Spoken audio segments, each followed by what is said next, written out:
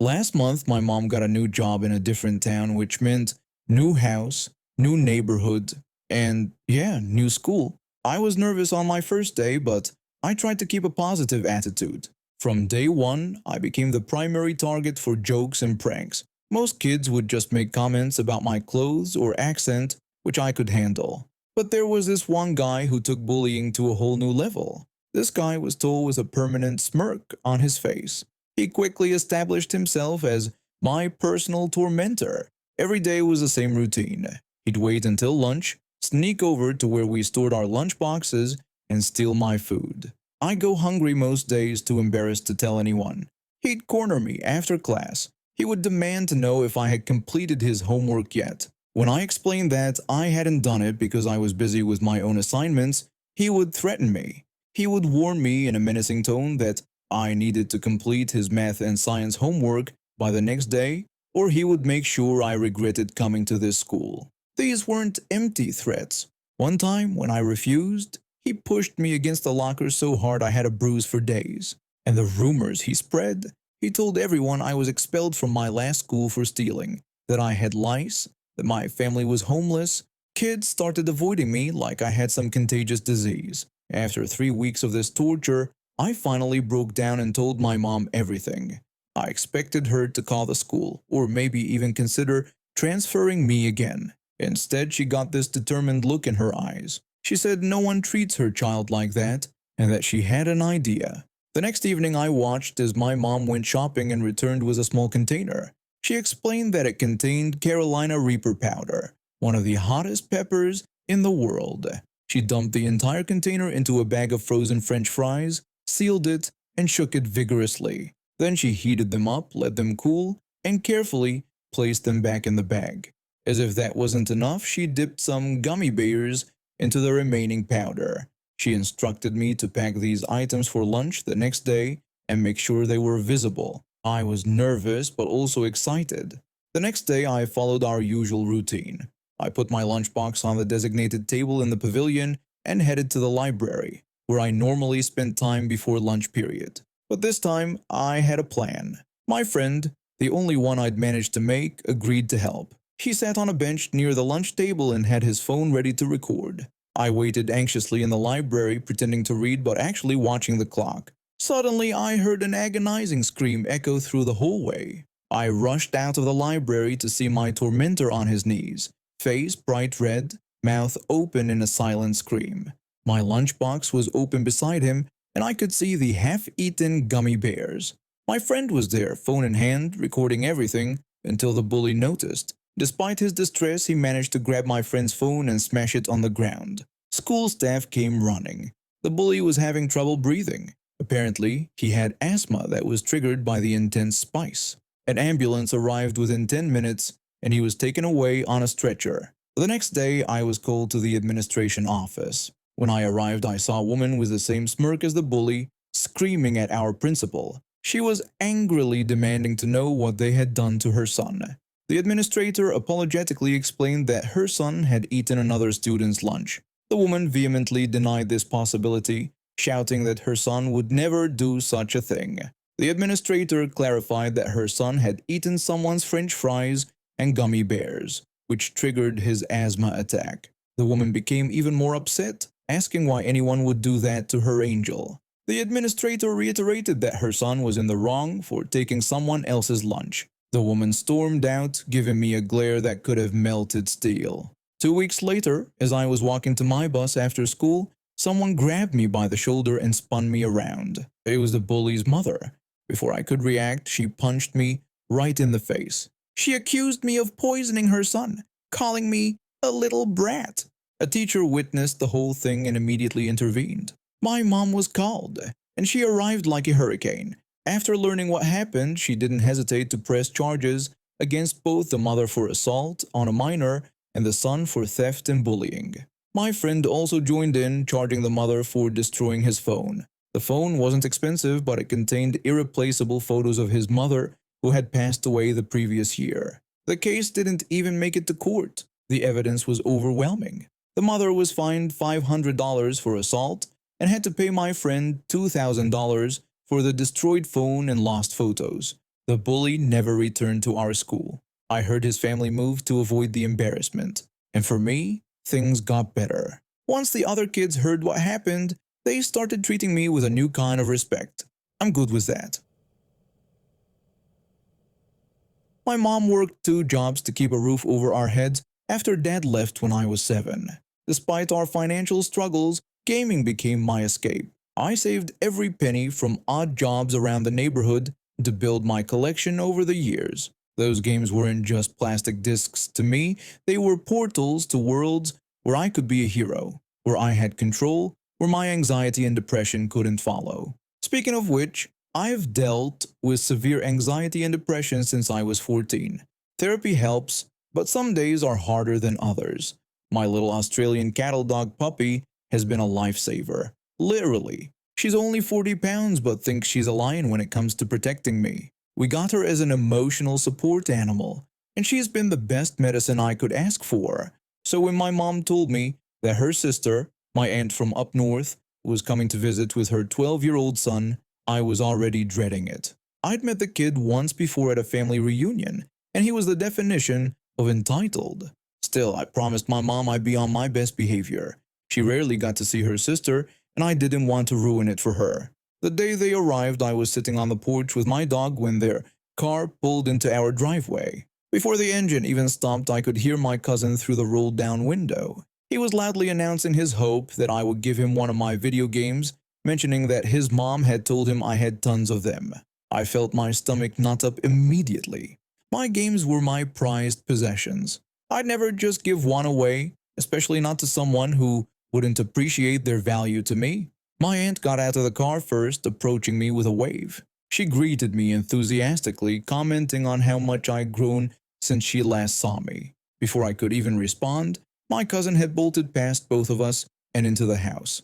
My dog perked up, sensing my sudden anxiety. My mom came out to greet my aunt, and I excused myself to check on my cousin.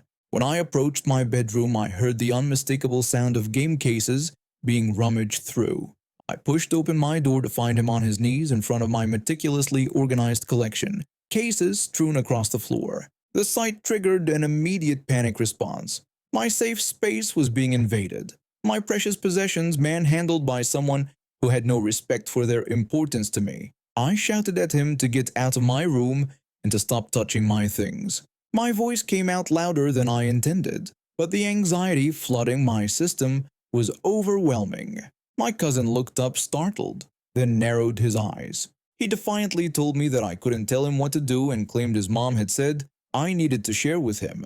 I responded that I didn't have to share anything, that these were mine, and asked him again to leave my room. He stomped out, but not before deliberately knocking over a stack of games on his way. I quickly gathered them, hands shaking slightly as I checked each case for damage. Not even 5 minutes later, my aunt appeared angry in my doorway. She immediately started berating me, demanding to know how I dared to treat her son that way. I tried to respond, but she cut me off. She accused me of being trouble, claiming her poor baby had told her everything, specifically that I had beaten him up just because he wanted to look at my silly games. She then threatened to call the police. I stood there completely bewildered. My dog must have sensed my distress because she came bounding into the room, positioning herself protectively in front of me and letting out a low growl. My aunt reacted dramatically to my dog, screaming for me to control her and claiming the dog was going to attack her.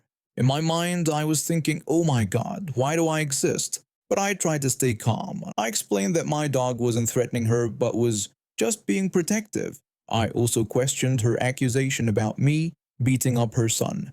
My aunt continued yelling, insisting her child was covered in bruises and had a bloody nose from my assault. My mom, hearing the commotion, appeared behind my aunt. She asked what my aunt was talking about, pointing out that she had just seen my cousin in the kitchen raiding our refrigerator, and he was completely fine.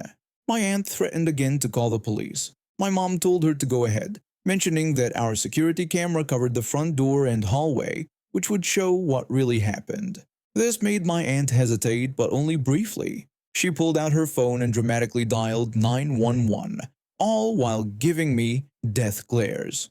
20 minutes later, two police officers arrived at our door. My aunt immediately launched into her performance, accusing me of beating up her son and claiming my dog had bitten him. She demanded that both my dog and I be put down, even suggesting I had rabies. The taller police officer looked unimpressed and asked to see my cousin. My cousin was brought in from the living room looking completely unharmed and actually a bit embarrassed by his mother's behavior. The officer asked him directly if I had hurt him or if my dog had bitten him. My cousin looked down at his shoes and admitted that neither of those things had happened. When asked why his mother had claimed he was beaten up, he simply said he just wanted to play my games, and I had yelled at him. The police officer turned to my aunt, who was now getting furious. He warned her that filing a false police report was a serious offense. My mom stepped forward and quietly told the officers that she wanted her sister and nephew to leave our property, stating they were no longer welcome here. When the officer asked if we would like them to escort my aunt and cousin off the premises, my mom and I both nodded in agreement. My aunt was fuming as she gathered their belongings, muttering about ungrateful family and how we'd regret this. My cousin looked torn between embarrassment and wanting to maintain his mother's approval. As they were being escorted to their car, my aunt turned for one last parting shot, cruelly suggesting that my father was right to leave us because we were impossible to love. My mom, who never loses her cool, simply smiled and responded that we were living our best lives without toxic people, bidding her sister goodbye. We haven't seen or heard from my aunt since that day, and my mom blocked her number and social media accounts. Fair enough, I'd say. I was diagnosed with autism as a kid, though it was later classified as Asperger's. My symptoms were mild enough that I was able to attend regular classes at school. I'm what they call a visual learner. I struggle with textbooks but excel with hands-on experience and visual demonstrations. I can learn through traditional methods, but it takes more effort. When I turned 16, getting my driver's license became a huge deal. My single mom was thrilled when she found out the school offered driver's education. She couldn't afford private lessons, so this was our chance. Her excitement motivated me to work extra hard. I wanted to make her proud and gain some independence. Every night after finishing homework, I'd study the driver's handbook. Mom made flashcards for road signs and rules, quizzing me until I could recite everything perfectly. I was nervous but prepared for the written test, which was the first step before getting behind the wheel. That's when everything went downhill. The driver's education teacher was a middle-aged guy who clearly had issues with students who had any kind of learning difference. During the eye exam portion of the test, he made remarks that still make my blood boil when I think about them. The driver's ed teacher told me that people like me shouldn't be allowed to drive because we don't have the attention span for it. When I tried to defend myself by saying I had studied hard, he dismissively said that studying couldn't fix what was wrong with me and that I would never be safe on the road. His comments got worse as the course continued. Every time I made a mistake, he'd make some snide remark about my condition. My confidence crumbled, and I started making more errors from pure anxiety. Eventually, I failed the course. My mom was disappointed, not understanding why I'd failed after all our preparation. I couldn't bring myself to tell her what the teacher had said. She worked so hard, and I didn't want to add to her stress. Instead, I enrolled in a computer course the next quarter. It was a relief to discover I had a natural talent for technology. We learned Microsoft Office programs, making presentations in PowerPoint, creating professional documents in Word, and building spreadsheets in Excel. During that class, I made a good friend who shared my interest in gaming. We'd hang out during free periods and play Halo and RuneScape at home. When the quarter ended, we received personalized letters from our teachers evaluating our performance. I got a positive one from my computer teacher and unexpectedly, another from the driver's ed teacher. I thought it would just confirm my failure, but it was much worse. He wrote that I was unfit to drive due to my disability and that he was sending a recommendation to the Department of Motor Vehicles to prevent me from ever getting a license. I was devastated. My friend noticed I wasn't playing as well in our games and wasn't logging in as often. He messaged me asking what was wrong, and I finally shared what happened. My friend called the teacher a jerk and suggested we should get back at him. When I expressed concern about getting in trouble because he was a teacher, my friend pointed out that the teacher had given us everything we needed in that letter, his stationery format, and his signature. He suggested we could use those things to our advantage. Though hesitant at first, I agreed. My friend and I carefully crafted a letter using the same format as the teacher's stationery. I scanned his signature from my letter and placed it at the bottom of our fake document. The letter was an apology from the driver's ed teacher to a delivery truck driver, claiming that a student had damaged the truck during a driving lesson. On Monday, we put our plan into action. We knew the food delivery truck came to the school cafeteria weekly during second period. My friend had a class overlooking the loading docks and could see the driver's education course set up nearby. We waited until both the delivery driver and the teacher were away, then quickly taped our folded letter to the truck's door, where the driver would definitely see it. I couldn't witness what happened next, but my friend had a perfect view from his classroom window. The truck driver found the note and read our fake apology about a student damaging his truck. The driver became furious. He grabbed a baseball bat from his truck and walked over to the driver's education car. My friend described how the driver's ed teacher returned to find an enraged truck driver and a completely shattered windshield on the car he used to teach students. Some might say the windshield damage was excessive, but I disagree. This teacher tried to limit my future and damage my self-esteem over something I couldn't control. Despite his recommendation, I was able to get my driver's license anyway. It turns out the DMV doesn't actually put much stock in the opinions of high school driver's ed teachers. I passed my test on the first try, and the look on my mom's face when I showed her my license was worth everything we'd been through. This all happened about 18 years ago when I was working at Village Inn. I'd started there right after high school and stayed for 5 years, becoming one of the most experienced servers. I always worked the morning shift because that's when we made the most money. Back then, smoking was still allowed in restaurants, so we had designated smoking and non-smoking sections. Even after the restaurant eventually went completely non-smoking, the seating chart stayed the same. Sundays were special. We get the massive church crowd that would pack the place for hours. Management declared Sundays completely non-smoking until 3 p.m. to accommodate all the families. On weekends, we typically had about 8 servers working. The 2 servers would cover the smoking section, which had 10 tables total, while the other 6 servers worked the non-smoking area with about 4 tables each. If you worked the smoking section, you had way more tables to manage, but you also had the potential to make more in tips. Management knew I was efficient and fast, so they always put me in the smoking section on Sundays. I had a system down and could handle all 10 tables by myself. The Sunday church crowd was notoriously demanding, but they tipped well if you gave them good service. At the end of each shift, I'd always have the highest tip amount. The experienced servers understood why I was handling more than double their tables, but new servers would get resentful. One day, my manager pulled me aside and told me that some of the newer servers had been complaining. They thought the only reason I made more money was because I got what they considered the better section. I almost left since my section wasn't better. It was more work.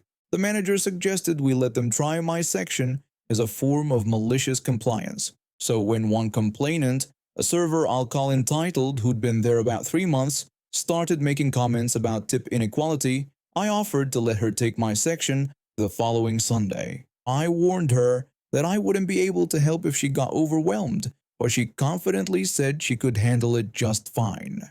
That Sunday, I happily took my small section of 4 tables and had a relatively stress-free morning. Meanwhile, I could see Entitled running around frantically. By noon, she was completely underwater. Forgotten drink refills, mixed-up orders, long waits for checks. Several tables looked annoyed, trying to flag her down as she rushed past. Another server commented on how calm I seemed. I explained it was because I only had 4 tables instead of 10. She mentioned that Entitled was about to cry and that one table had been waiting for their check for 15 minutes. I simply responded that Entitled had wanted my section, so this was the consequence.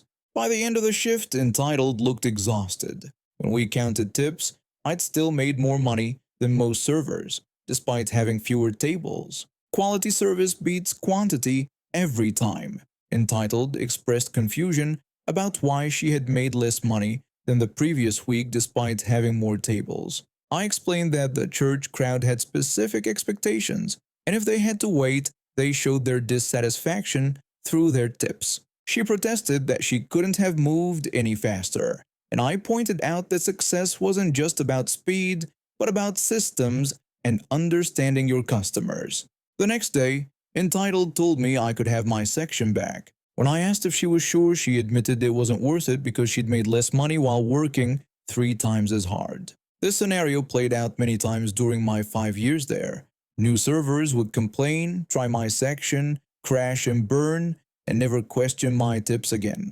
Every time we got a new complaint, I'd just smile and offer to let them take my section, saying I could use a break.